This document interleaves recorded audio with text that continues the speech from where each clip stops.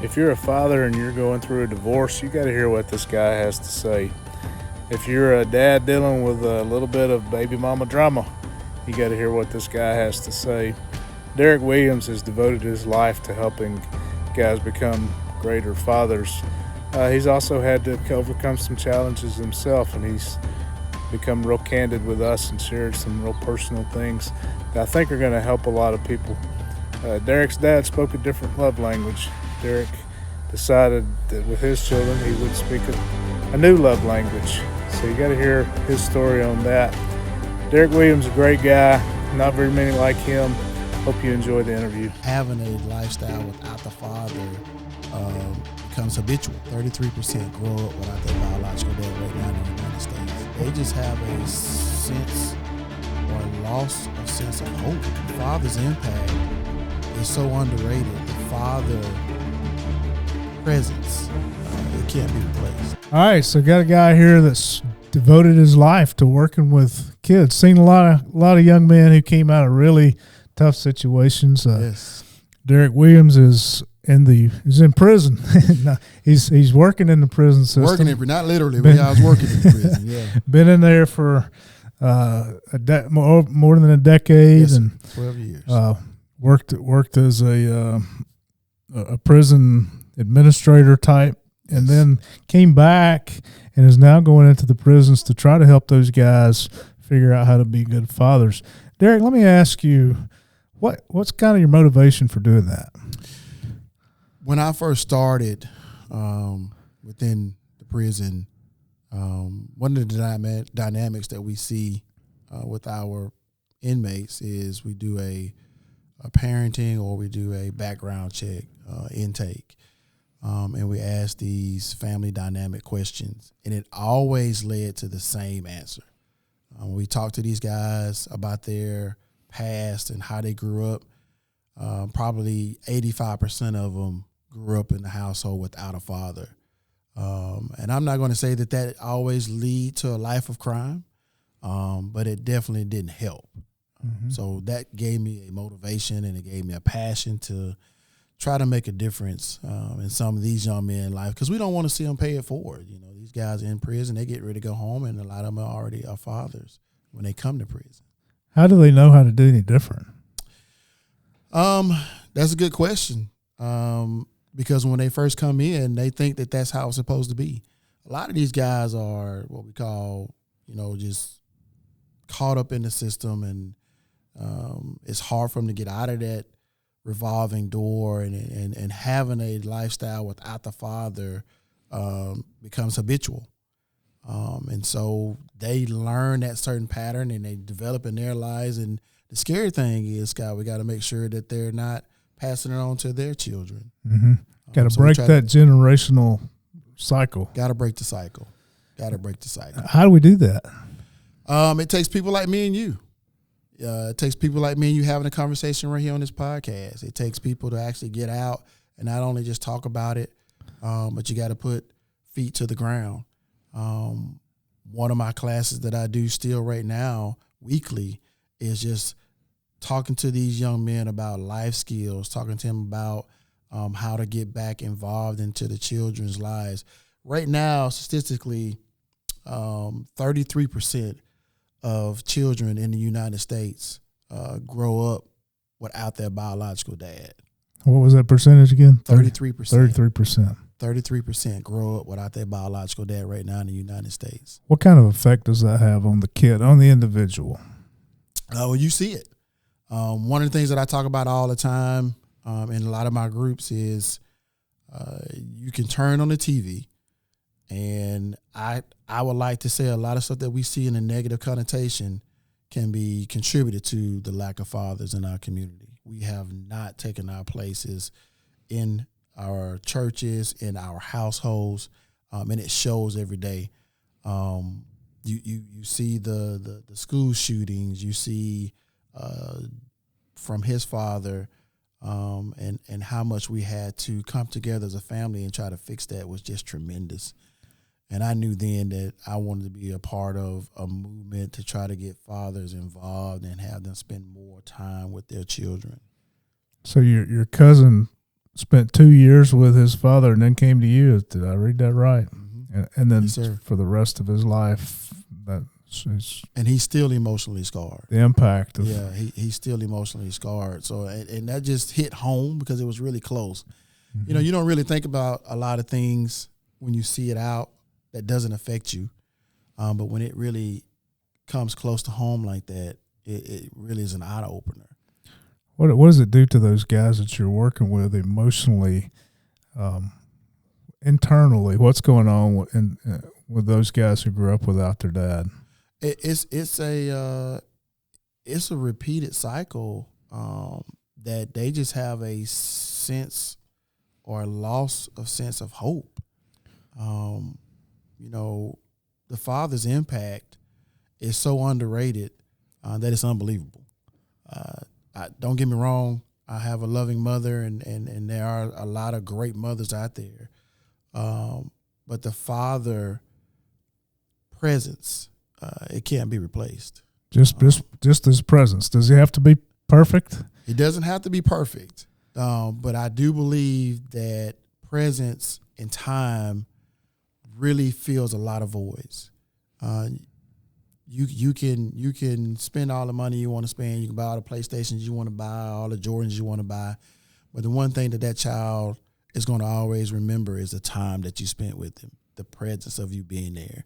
There was a statistic that was done by Harvard University, and it asked 100 dads, how much time does the average father spend during the day engaging with the child? And the numbers and the stuff that was put out there, even myself, I went online and volunteered, and I think I wrote in 2 hours, I think.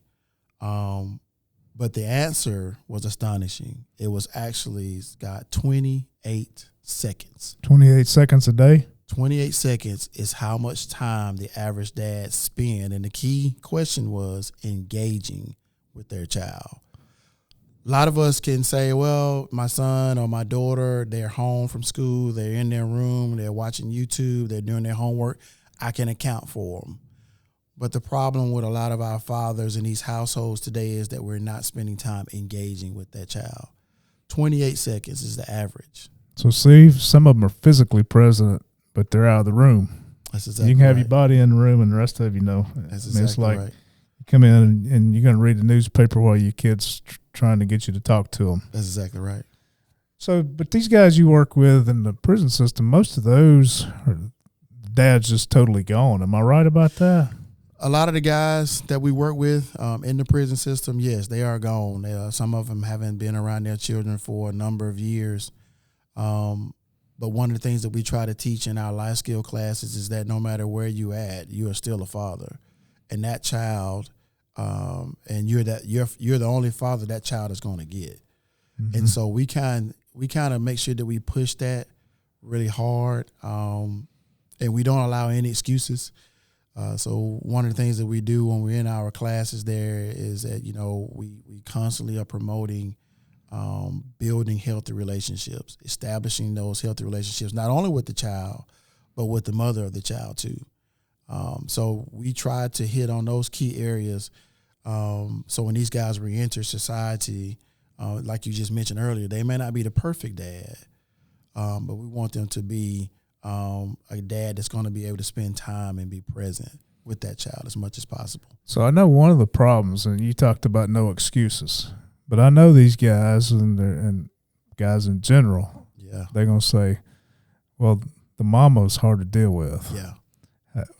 Say a word to those guys. Well, you know, what I tell them all the time is you are going to be or have to be a constant entity in that child's life. Unfortunately, we do have fathers who have issues with mothers, and we all know we call that baby mama drama. But and it exists. It really does exist. It exists in society. It exists in the courtrooms. I've seen it, and we have got caught up in a pattern where now when we go to these family courts, that it's all about child support. It's all about money, and the child is left out. So one of the things that we always try to encourage these guys, especially in prison, is that show up. No matter what, you show up.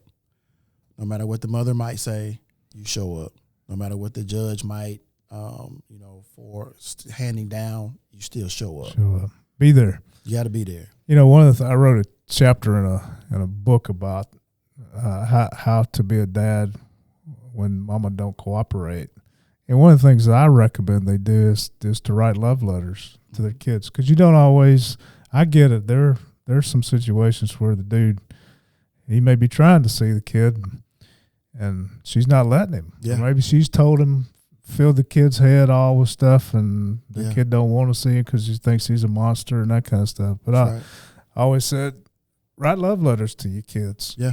If it's once a month, write them a love letter, put the date on it, make a copy of it, file it away. That's right. Because what I've seen is these young people grow up, and then they find out, hey, my dad really did love me. That's right. We had a kid whose dad was absent for 20 years of his life. The kid thought he had just left him. Come to find out, mom had been put in prison and sent the kid to live somewhere the dad didn't know. He'd been looking for him for 20 years. That's right. So, those love letters, and I've heard stories of guys who said that their dad really, they didn't know him very well, but when he died, they was going through his stuff and they found all these cards. One guy said, he said, I found a clipping from a basketball game that I played in. Right. And my dad had kept. I didn't even know my dad knew that I played basketball. Right. So I always encourage them to keep those things. Mm-hmm.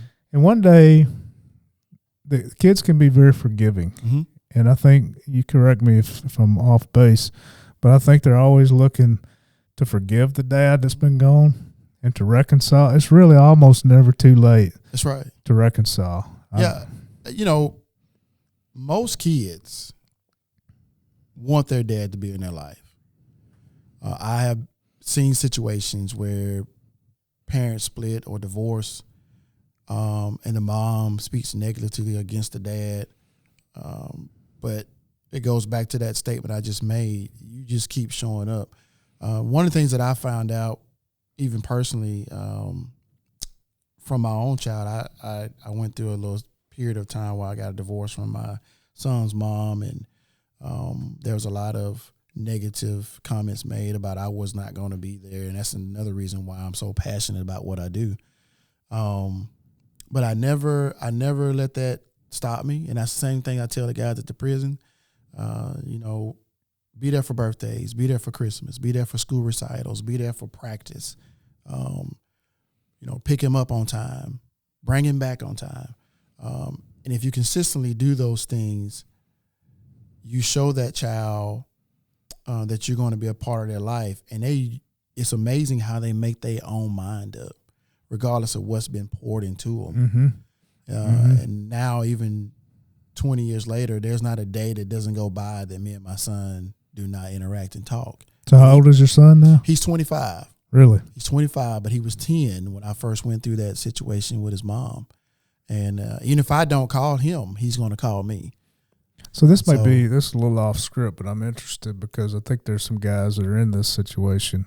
You went through a divorce when your son was 10. Yes. How did you maintain that relationship? Did he live with you or with his mother? He lived with his mom. And how did you maintain the relationship with being physically separated? It was hard. It was really tough. But I wanted to be different than what I was being labeled. Although me and her might have had our differences, one of the things that a lot of fathers forget is that the most important thing is going to be that child. And so when I started focusing more on him, and not worrying about the other things, I was able to push through. Was it easy? No, it wasn't easy. Logistically, it's not easy. It's not.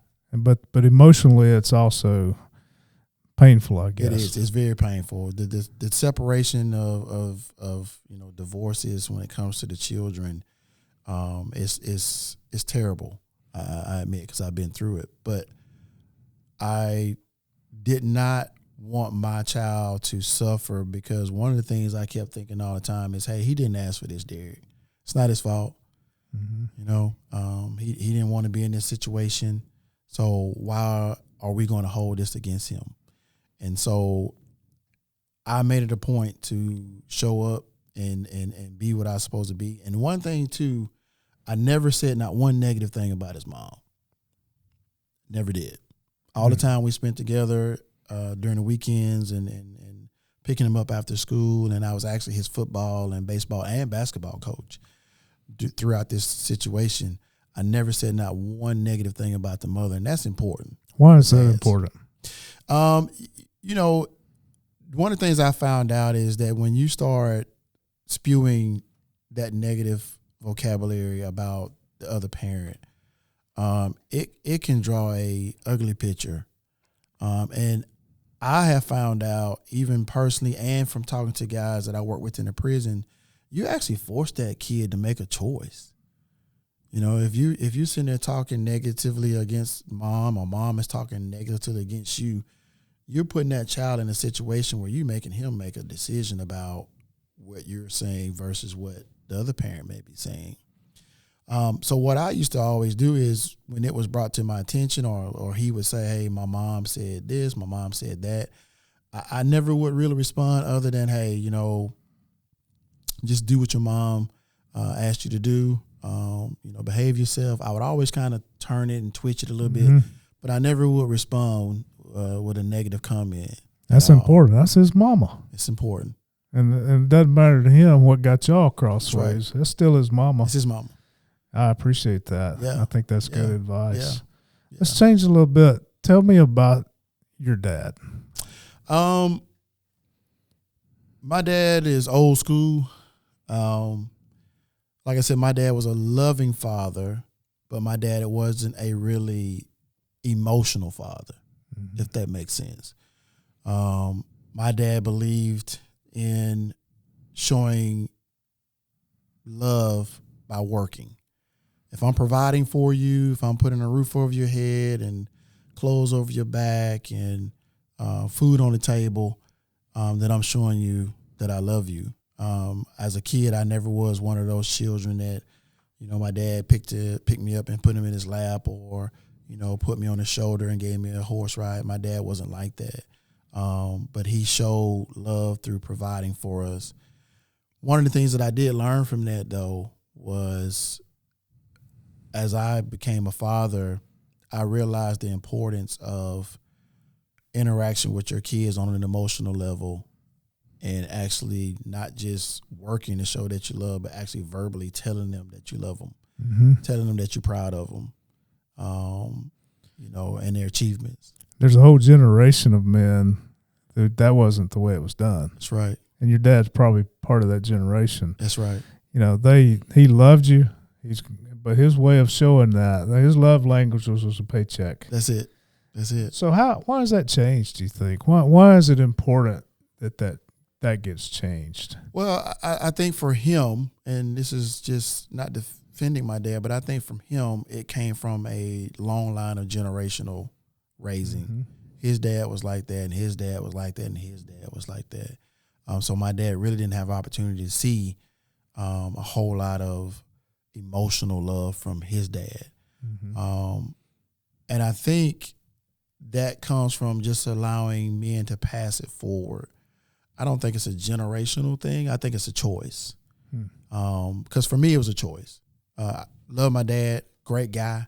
But like I said, one of the things I did learn from some of the negative stuff was I was not going to be like that. I was going to be more of an emotional father and ask my kids questions and get involved with my children and rejoice in some of the choices they made and redirect them when they made some negative choices.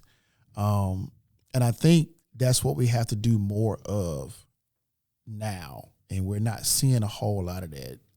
Social media, I don't even want to go down that rabbit hole, but social media and some of these other platforms that we see have really started to raise our children for us, and dad is slowly but surely being pushed to the back because now these kids can pick up a phone and they get so involved that dad is kind of just in the background. He can slide by. He can slide by. I'm gonna put you on the spot.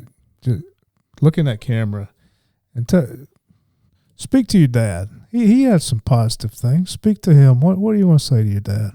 What I would say to my dad is, I appreciate, what you've done for me as a son and for our family. And, even though we didn't have that emotional connection like I would like to have, one thing it did teach me is how to be an emotional dad. But what you've done for me will not be forgotten. And I thank God for you every day. And I still believe, even at 52 years old, that we still can build that relationship. And I really strive for that every day with my father. I want you to speak to the young man who's growing up without a dad. Offer him some encouragement, some practical advice. Just speak to that young man directly. We have to learn to take negatives and make them into positives. And although you might have experienced a lot of negative things in your life when it comes to your father being absent or not being in the household, or your dad just being deficient, period, one of the things that I encourage you to do is to remember how that felt. And as you start to grow up as a young man and grow into a father, just remember those some of the things that you want to change about you being a father. We got to break that cycle. And it starts with you. This does not have to be something that you just continue to pass down from generation to generation or pay it forward. I do know it's possible. And the reason I know it's possible because I've seen it. I've seen it in other young dads. I've seen it in other fathers where they can turn that light switch on and make a complete 360. And you can do that. I'm not going to sit here and guarantee you that everything is going to be easy. I can't sit here and tell you that there's going to be a pot of gold at the end of the rainbow. But what I can tell you is, if you start to practice some of these principles of being a father, showing love, do what you say you're going to do, be on time, and be in place. If you practice those 4 principles and you do them consistently, you can break that cycle that we're talking about right now tonight. Good. That's good. You're good at this. I want to give you another chance now. Speak to the young father who's got a kid, high school, elementary, but he's messed up. He's got to go back and start over. Speak to him. Give him some encouragement or some advice. Yeah, so the one thing I do know is that you're going to be the only father that kid gets. And you have to realize that there are so many things that are going on in today's society, in today's community. Like I mentioned earlier, social media is taking over so much that it really puts us at a disadvantage. It really puts you at a disadvantage. But I do want to just stand before you and just say that you have the opportunity. And when we have these opportunities as fathers, we have to take advantage of them. I for one, do not ever want to look back and say I shoulda, coulda, woulda when I have the opportunity right here in front of me. So I just encourage you to be the best version of a dad that you can possibly be. And just remember that you're going to be the only father that this child is going to receive. So just stay the course, keep it moving forward, and don't get discouraged. It's going to be tough, but don't get discouraged. As you heard my story before, it's just like going to work. Every day we go to work, we clock in. So being a father is the same way. You got to punch the clock every day. There's our quote. You got to punch the clock every day. We always look for a quote. Yeah, and I'm not even going to charge y'all for that one. So that's a free one.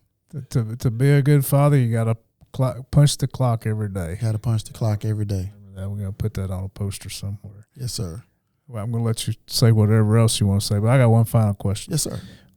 What does it take to really be a great dad? Wow. I've actually thought about that a lot personally. And it's funny that you say that because I just had a conversation with my son yesterday during lunch.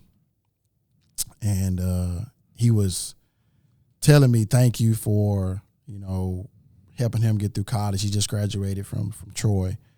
And as I was sitting there listening to him, giving me all this gratitude, it came to mind that hard work, it pays off in the end, even when you can't see it. And so for me, I'm a firm believer in building a foundation and standing on that foundation. It's kind of like building a house, right? When you build a house, you don't start at the roof. You don't start the walls, right? When you build a house for some of you construction guys, you start with the foundation. And to be a successful father, you have to start with what you're standing on. That old saying is, if you don't stand for something, you'll fall for anything. And so that's one of the things that I instill in my boys all the time. It starts at the root. And once you build that root, you got to cultivate it and watch it grow. But that's my version of being a successful dad. Stand on foundation, a solid foundation. What is that foundation? Foundation to me is discipline.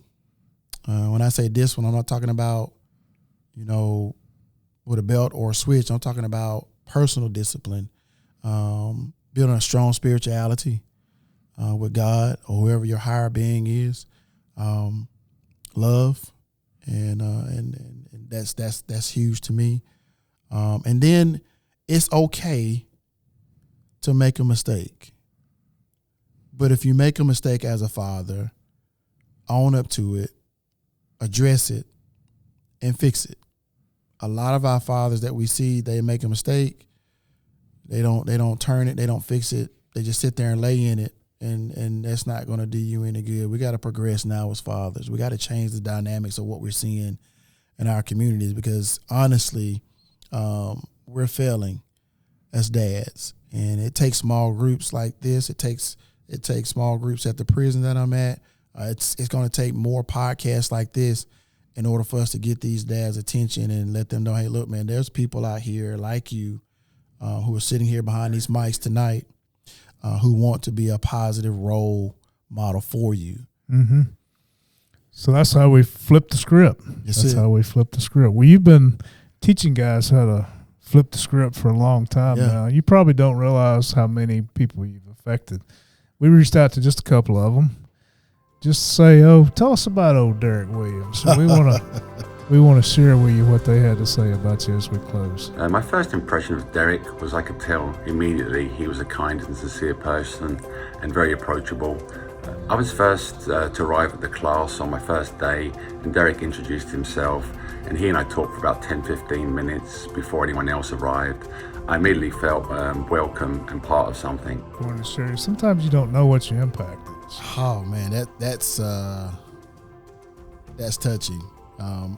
To know these guys and to see where they come from, and then to hear them say that I had a direct impact on where they're at right now, it's really is why we do this. Mm-hmm. I appreciate the accolades, and I do appreciate Christian and Scott for giving me those shout outs, but I have to humble myself because I know there's so much more work to do. And one of the things that they didn't mention is every time I open up a conversation with them or any participant that's going to be in the program, I always say this is a 99 versus 1%. And they always look at me strangely, and I say, well, because it's 99% you. It's only 1% me. I'm just a messenger. I'm just a vessel. Wow. God gave me an opportunity to be a part of you, but if you don't put anything in, you're not going to get anything out. Wow. And so, but that is awesome to hear those guys, come back and say those things about me, and I do appreciate it. But it just makes me it actually it just lights a fire on me to hear those guys say those things about me. And it just really makes me want to go out and make differences in many fathers' lives as I possibly can. Good, man. Well, thank you so much for what you do. Yeah, thank you. Vineyard Family Services in Birmingham, Alabaster, and Pelham, yes, sir. And doing great work. Appreciate what you're doing, and you're showing us how to flip the script. Yes, sir. On fatherhood. You said it's 99% them. So if you're a dad and you want to flip the script, it's 99% you. But there's always somebody here to help you. That's right. Thanks, Derick. Thank you. Thank you for having me. See you next time. Yes, sir.